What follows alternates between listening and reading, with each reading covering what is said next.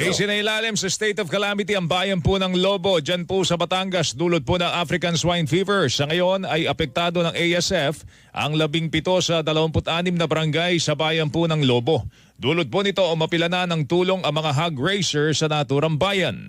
Batay po sa pinakahuling tala, umabot na sa 103 milyong piso ang halaga ng pinsala. Ayon sa Department of Agriculture, may 2 pang bayan sa Batangas ang apektado ng African Swine Fever. Tingin po ng DA, nagmula ang sakit sa mga infected na baboy na ibinaon noon sa lupa pero lumutang dahil nga po sa mga pagbahang yan. Dulot po nito, sinabi naman ni Agriculture Secretary Francisco Chu Laurel Jr.